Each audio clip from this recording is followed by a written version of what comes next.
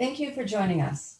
I am Catherine Martin, Chairman of Asia Week New York, an annual schedule of events celebrating Asian art in New York held each March with nonstop exhibitions and auctions presented by leading international Asian art experts, galleries, and auction houses, and accompanied by special events hosted in partnership with world-renowned museums and cultural institutions.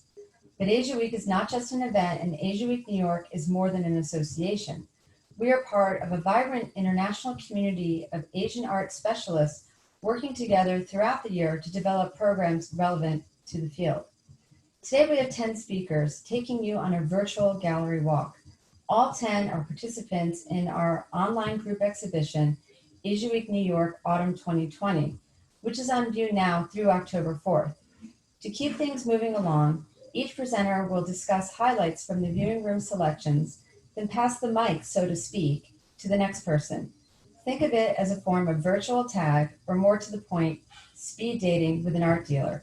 Please bear in mind that all of us have so much more they would like to tell you about the works that we have in the show, in our inventory, or in our exhibitions, so please don't hesitate to get in touch with us directly. This is just a brief look.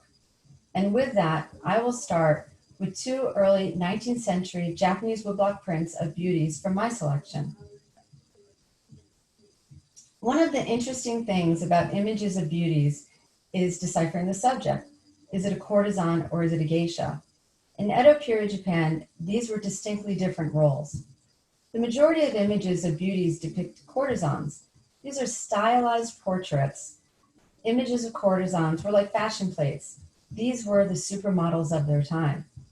This image is from a rare, untitled series of ranking courtesans from houses located in the Yoshiwara, which was the licensed district for brothels, poetically known as the pleasure quarters. Aside from the fact that this one is identified, we saw her name in the previous image, Chozan, and it actually had the address and the name of her brothel in the upper left corner. But sometimes they're not identified, but there's other images, other clues in the images that tell us that this is a courtesan.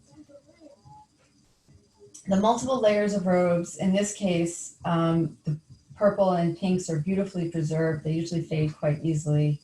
The obi, which is the waist sash, is tied in the front. And an array of lacquer combs, hair ornaments, the more the better. Ranking courtesans were also highly trained in the arts, including music, dance, and calligraphy. Here, Chozan is demonstrating her refinement by composing a letter to a patron, perhaps a poem, in a beautiful calligraphic hand. In contrast, here is a print from approximately 20 years later, when geisha were becoming more popular. Geisha simply means a person of the arts, is a professional entertainer. Originally, they were actually all men, but in the 18th century, women started to become geisha. You would hire a geisha to entertain at your party at a restaurant or tea house. They would be musicians, they could sing, they could dance, they could be in charge of party games and provide witty repartee. Instead of like supermodels, the geisha were like today's influencers. This particular series is from a series, this particular print is from a series, 12 Views of Modern Beauties, which likens various types of women, in this case, a lighthearted type, with a landscape cartouche illustrating the Ryogoku Bridge, which was at the commercial heart of Edo. Japanese prints were produced in series to bring in new ideas, new references, often with double meanings, which would add to the fun of reading the print, and it would encourage people to collect them.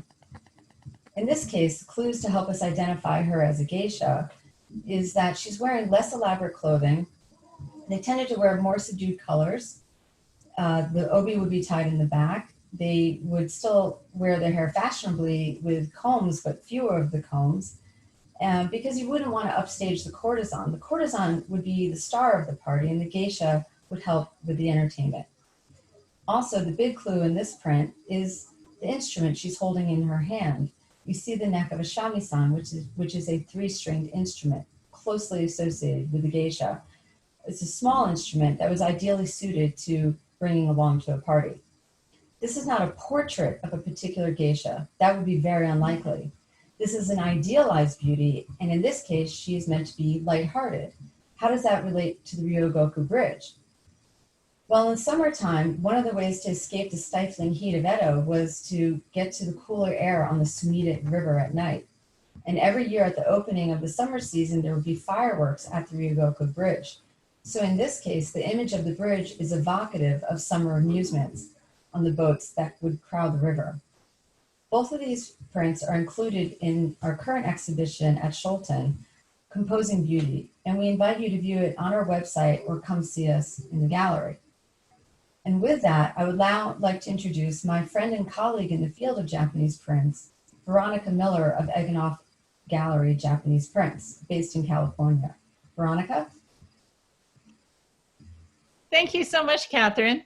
You've presented me with the perfect jumping off point, as I'll be talking about images of beautiful women in early 20th century Japanese prints. I'll be focusing on a favorite image of mine, this work by Tori Kotondo from 1929. Shinhanga creators of the 20s and 30s created a new interpretation of this classic 300-year-old genre of presenting female beauty. Let's take a look at this example from 1929 by Tori Kotondo, titled Combing the Hair, Kamisuki. What we first notice is that her naturalistic form completely fills the picture frame and that she's naked, which to us is very sexy. This is quite a contrast to what was considered sexy in the Edo period, as I don't think nudity was considered very erotic in these earlier centuries. What we saw with Catherine's presentation were women wrapped in the most luxurious finery that reflected their exquisite taste. Their hair and makeup were styled to perfection. Their mystique, their unattainability for all but the very wealthy, was the luster of their allure.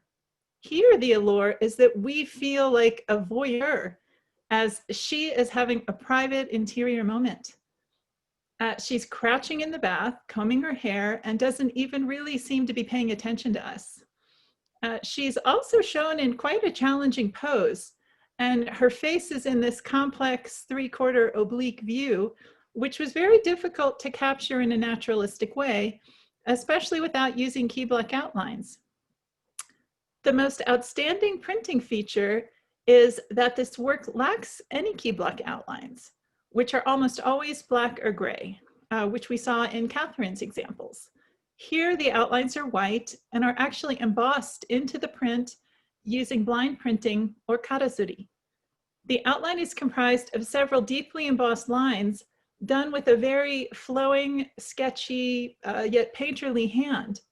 The craftsmen have done an incredible job of capturing the flow of the artist's brush. The body is given volume only by very soft shades of pink, and the viewer is to assume that the pinkness is in response to the heat of the bath. The background is a perfect contrast, and we see the marks of the printing barn evident. They use the Barin Tsuchizuri technique, which is also another feature we often see in early 20th century Japanese prints. We can see the influence of an earlier print by Ito Shinsui from 1922, which also shows a nude beauty in the bath. You can actually see that work on our website. We have it as part of a larger collection of Japanese beauties on our website right now. Early 20th century Japanese woodblock Shinhanga prints are prized for their very high standards of printing. I feel that color woodblock printing reached a high point, a zenith, at that time that was never reclaimed after World War II. I'd like to leave our viewers with a takeaway. For anyone considering the purchase of a work from this time, a beauty, my recommendation is that you always check for the pink, because almost all the time there was pink applied around the eyes or the cheeks or to the fingers, and that pink is very susceptible to fading. And since so many of these works were sent abroad for export, they were put on the wall and then they suffered fading. So to really experience the art the way the artist intended, I recommend potential collectors to look for early editions of unfaded works. please take a look at the Eggenolf Gallery website for more 20th century beauties. We're going to be posting more in the coming days and months. That wraps it up for me. So now it is my pleasure to introduce Ms. Hae-Gyum Kim from HK Art and Antiques. She specializes in Korean antiques, modern and contemporary art in beautiful New York City. Thank you, Veronica. I'm delighted to introduce my 5 women artists, Suga, Oicha, Suyeon Hong, Elizabeth Kidd, and Kyungja Chun, featured in my show Time of Peace. Suga was born in Busan, Korea. She moved to the United States in 1973, where she attended college at St. Thomas University in Houston, and then later completed her MFA at the University of Chicago. She has had numerous solo and group exhibitions in the United States and Korea, including recent retrospective exhibitions at the Broward Museum of Art and Jordan Schnitzer Museum of Art at the University of Oregon from 2012 to 2013. I met Suga in New York in 2010. Her works were shown at my gallery in 2018 and 2019. Her painting Time of Peace projects the sunshine in the spirit of hope and peace. The painting is divided into land, ocean, and sky. The collage with lines symbolically expresses overcoming hardships in order to reach the sunshine. She painted it earlier this year at the expression of her state of mind with the conviction of brighter time to return. Please visit my gallery, and I'm happy to show you her painting and other paintings as well. Thank you. I would like to introduce Shoko Aono, the director of Ippodo Gallery, New York, on the Upper East Side. Ippodo Gallery is based both in Tokyo and New York. Founded by her mother, Keita Aono, in Japan, the gallery has been a pioneer in presenting Japanese koke art. Shoko? Hi, Hyung-Kim and everybody. Thank you so much for your beautiful introduction. And hello, everyone. My name is Shoko Aono. I'm a director of Ippodo Gallery, New York, here on the Upper East Side. We recently opened our new gallery space on 67th Street between Madison and Park Avenues. Based in both Tokyo and New York City, Ippodo Gallery has long and substantial relationships with living Japanese artists today. And together we share our common mission to fuse the idea of tradition with an eye on the contemporary. Currently, we have our fall exhibition, Samsara Sculptures by Sho Kishino, on view at the gallery. It showcases an unique and splendid collection of wooden sculptures, along with Sho's father's masterful ink wash paintings and his brother Kan's majestic ceramic jars. In this exhibition, amidst of this present state of world, we wanted to share the state of peace, reflection, idea of sitting and being ourselves, and light in darkness cycle of life, reverence to nature and all life. The wood as material come from earth and return back to the earth. And we are able to share the essence of life and its warmth. through his work. And today I wanted to share with you particularly Sho Kishino's seated sculpture. This is the largest piece in the show, 47 inches tall, which means 120 centimeter tall. Kishino himself is a sculptor and also a Zen practitioner living in Kyoto. And his practice is bringing new life to old materials, such as precious driftwood and old lumber from temples and shrines, all variable materials, and carving away, and he reveals the spirits found within. In this piece specifically, he uses a large piece of cypress, asunaro in Japanese. He sourced from a shrine in Keihoku, Kyoto. Minimalistic carving and natural wood grain join together to form the face of this aged sitting figure. With eyes downturned and hands together, the figure sits as if in meditation or reflection. In soft lighting, Kishino harnesses the wood's natural colors to give the appearance of shadows on the figure's folded robe. Now, Ippodo Gallery is a sanctuary that is alive with Sho Kishino's transformative and peaceful essence. We are very looking forward to welcoming you to this exhibition. So now I would like to pass on this baton to next wonderful leader.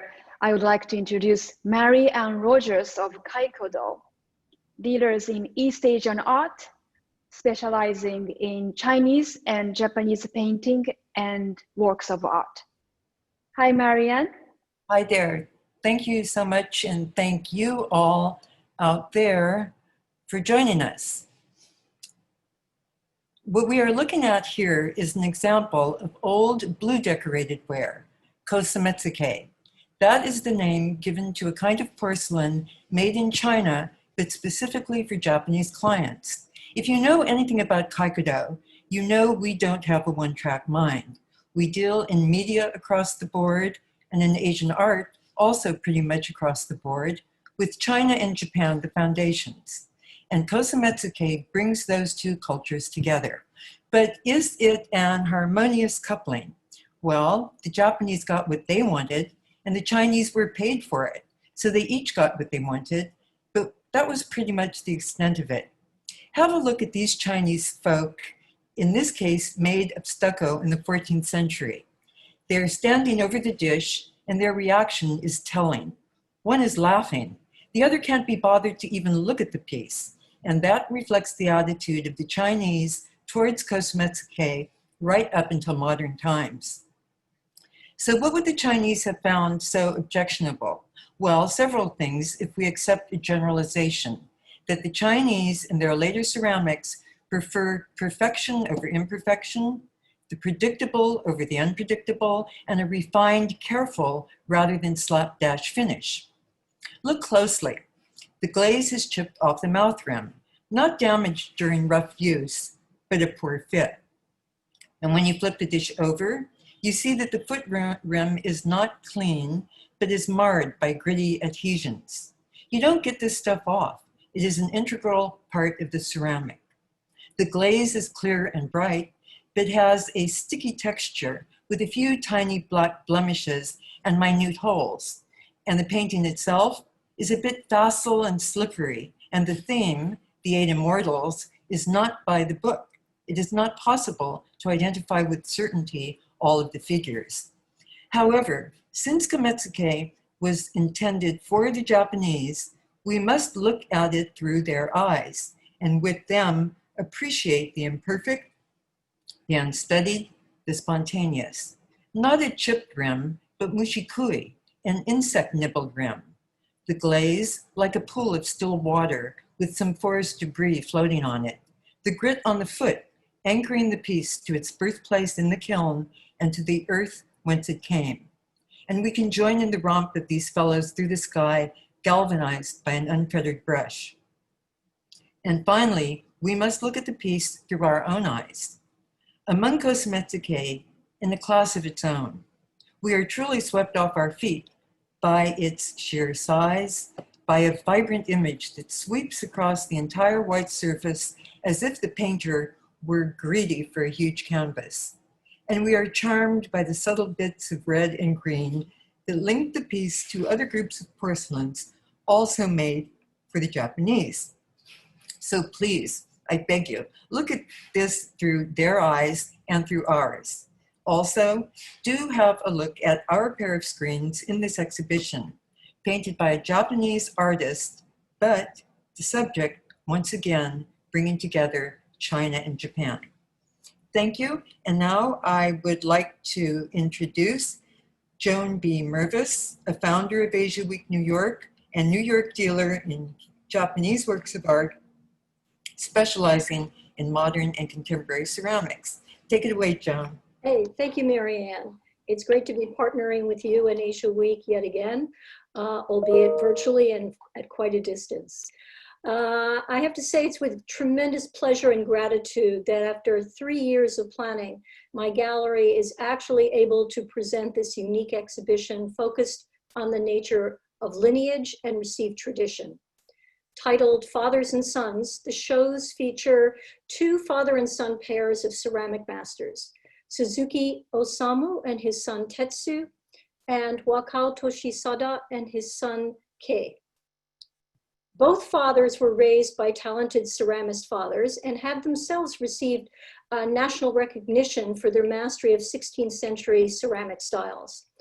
Both of their sons initially imagined different careers outside of the venerable family tradition, but both eventually embraced clay art, approaching it from very different personal viewpoints. Suzuki Osamu is a master of white chino, celebrated for its thickly walled works, creamy white glazing, and abstract patterns that are based on nature. Taking this classical technique to new levels, he is the reigning living national treasure for this tradition. His son Tetsu has established himself as a master of the seductive green and green-blue copper oribe glazing. Wakao Toshisada, also the bearer of regional designation, focuses on what we call nezumi shino, or mouse gray shino, that features a sophisticated form of resist decoration to create beautifully rimpa-style functional work. According to the artist, his goal is to breathe an air of modernity into each vessel. Departing from his father's focus on tradition, Kei experiments with bolder sculptural forms inspired by nature that remain grounded in functionality, but they do verge on the abstract. They are covered in a range of thickly applied craquelure celadon glazes that cascade over pleated, sometimes marbleized surfaces, evoking images of water seen through cracked ice. Now I would like to turn our attention to my highlight of the show, which is this powerful mizuzashi, or water jar, a vessel that is used in the Japanese tea ceremony and has a central placement in the aesthetic scheme. While non-functional sculpture is a major part of his oeuvre, Suzuki Osamu has remained dedicated to the creation of tea ceremony implements in white chino glaze. This he believes to be the ideal expression of Japanese aesthetics and sensibility. His resulting oeuvre, while still grounded in tradition, is clearly fueled by a fresh, modern spirit of creativity.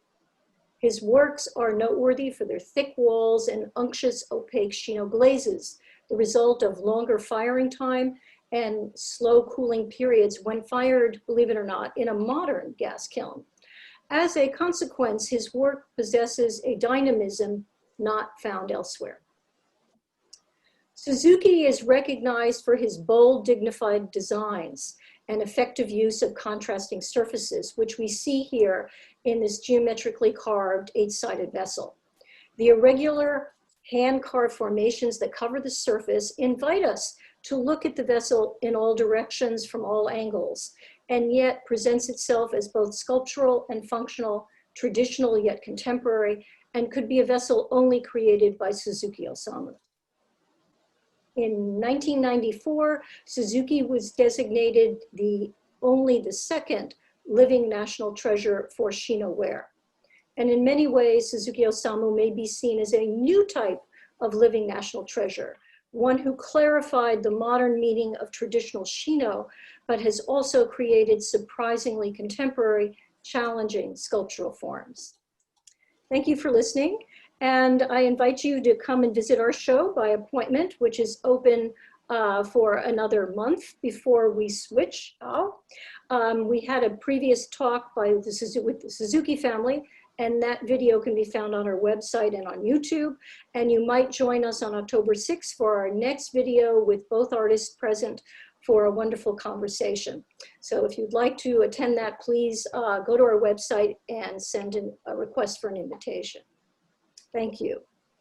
Now I would like to introduce a wonderful recent addition to our Asia Week New York family, Rina Lath, the director of Akar Prakar, wonderful dealer from New Delhi and Kolkata, where they have 2 galleries. And they are specialists in the fields of Indian modern and contemporary art and represent those artists. So thank you, Lena. Thank you, Joanne, for the introduction. I'd just like to contextualize what I'm going to be talking about, which is Jayashree Chakravarti's work. And to contextualize, I would like to take the bold statement by Linda Nicolin, which was published in 1971, "Why have there been no great woman artists?" And I'd like to say it's taken 50 years and more, but today this is true that there are women artists being celebrated. And specifically for India, I feel in the last 4 years, there have been 2 shows of women artists.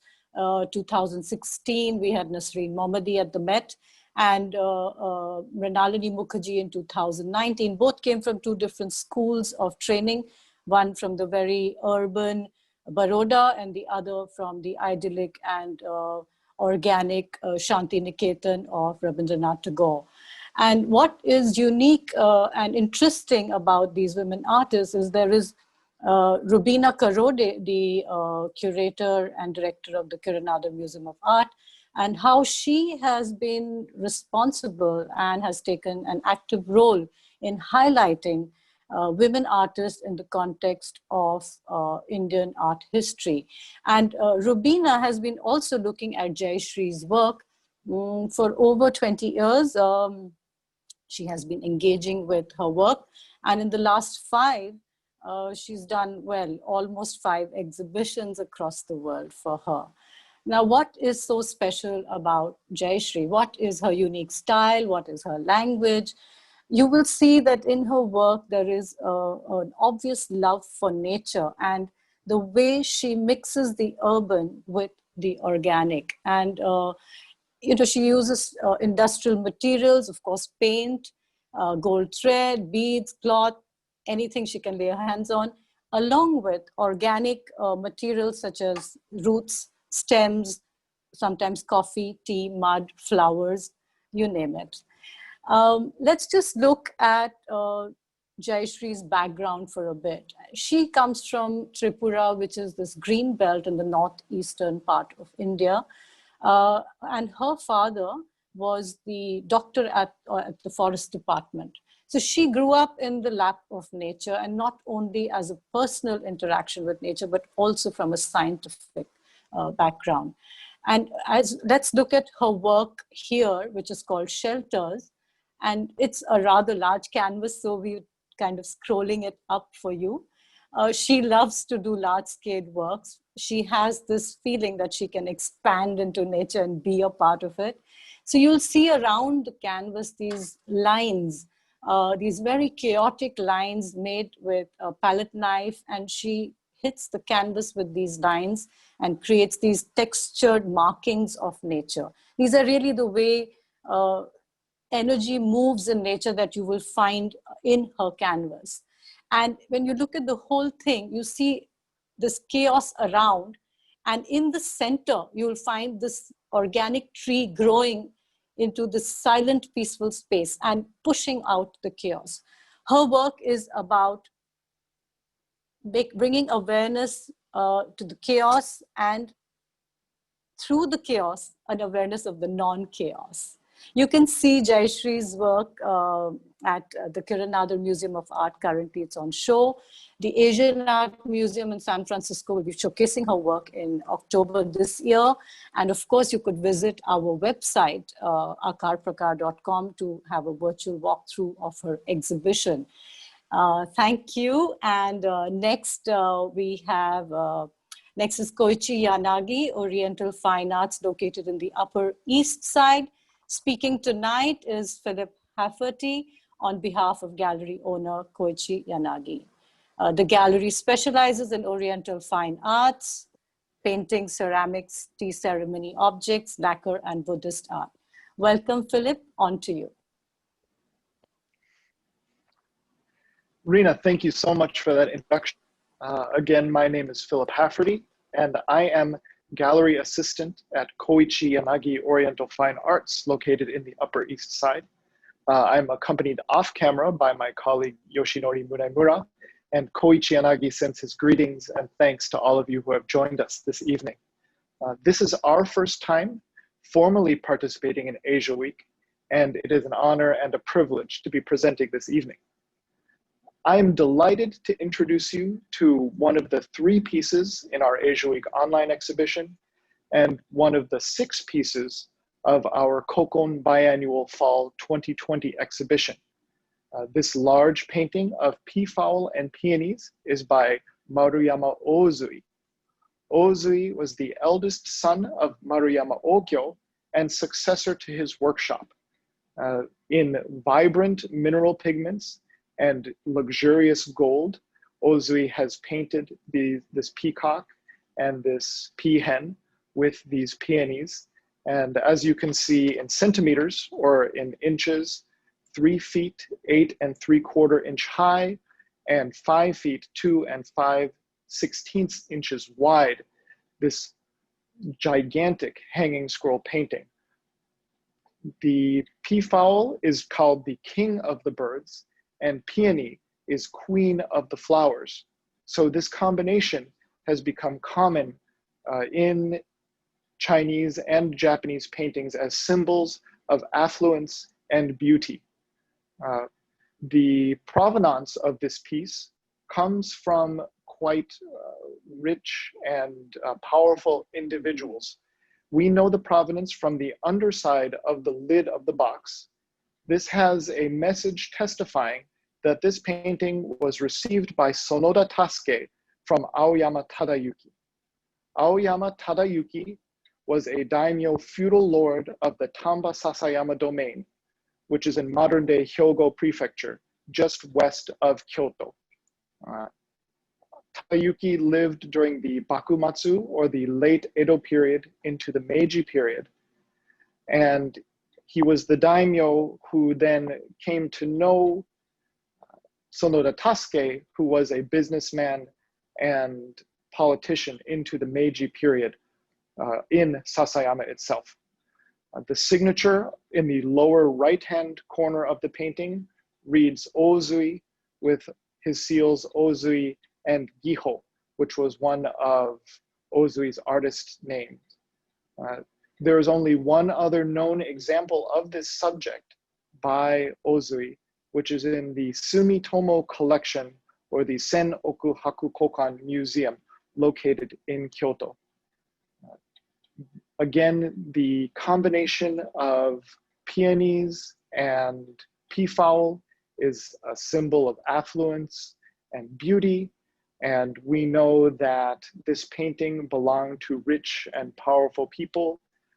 Following Sonoda Tasuke, it belonged to a private collection and was recently discovered by Koichi Yanagi. And now we have the opportunity to view it here in New York as part of the Kokon biannual Fall 2020. I encourage you to look at the other pieces of our online exhibition And please don't hesitate to contact us by clicking that Contact the Gallery link if you have any questions or are interested in any of the other pieces in our exhibition. Next, it is my privilege to introduce Mr. Eric Zetterquist of Zetterquist Galleries. Mr. Zetterquist specializes in ceramics from across Asia and is also an artist in his own right. It is my pleasure to know him, and I am so happy to be introducing him to all of you this evening. Eric? Thank you so much, Philip, for your kind introduction. This week, during the Asia Week Autumn Edition, I'll be showing Chinese and Japanese ceramics at my gallery on 66th Street. Here's a small preview of the gallery.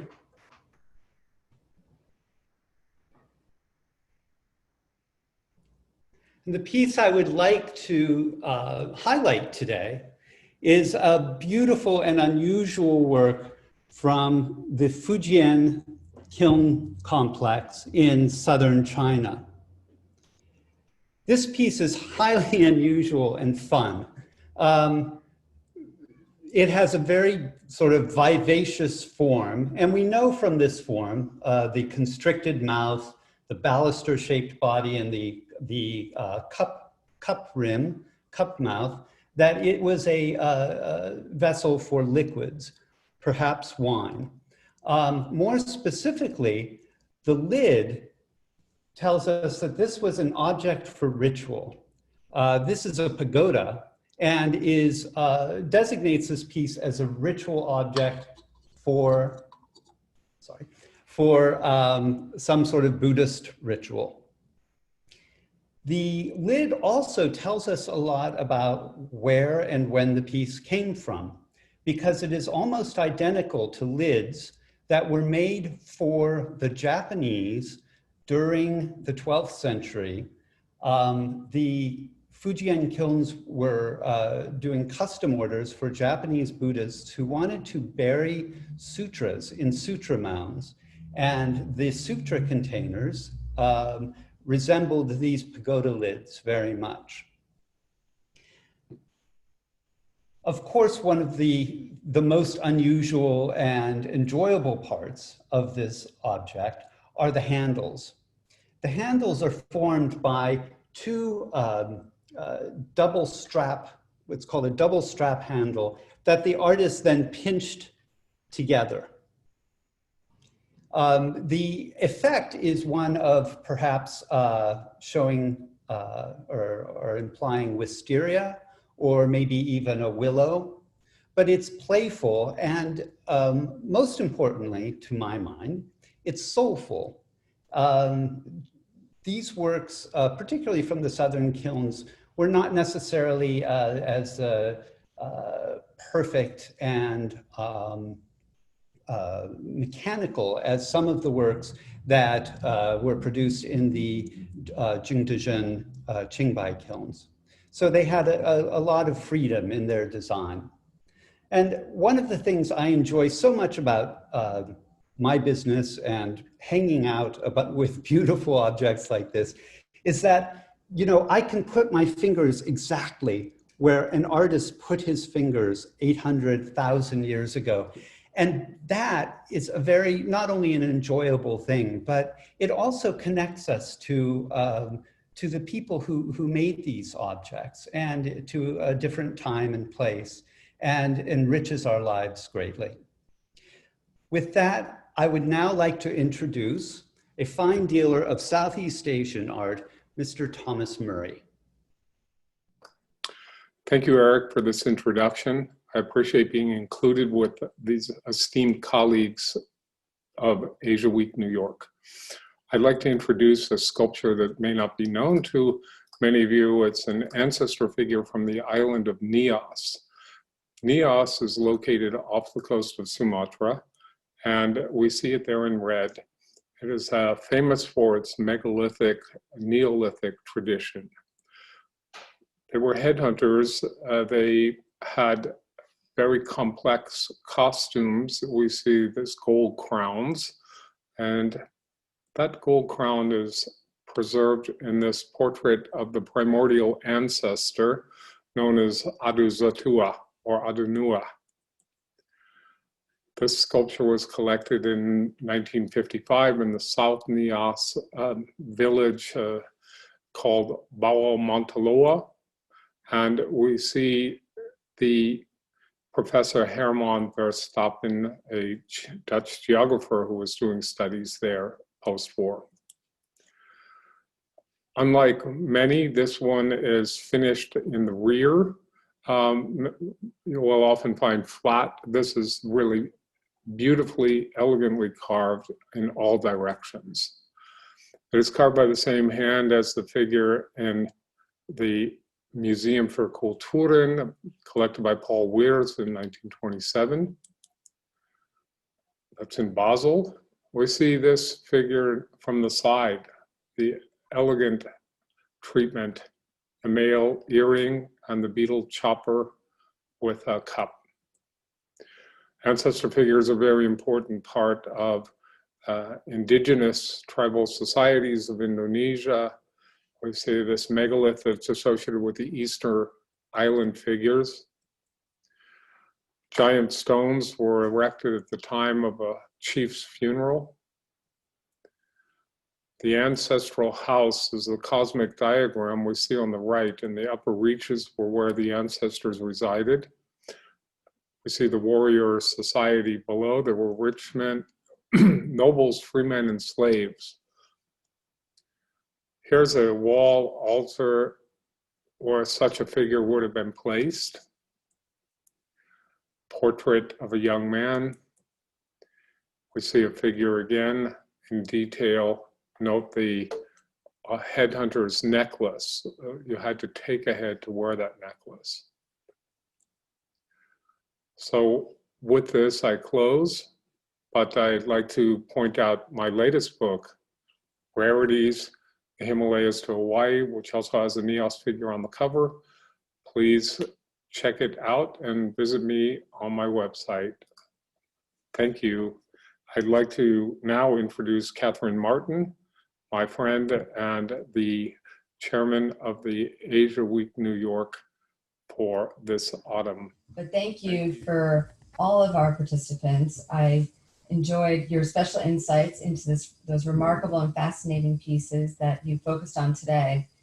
And most importantly, thank you to our audience for your interest and support of Asian art. I hope you enjoyed those quick summaries. Believe me, it is not easy for us to limit what we wanted to say.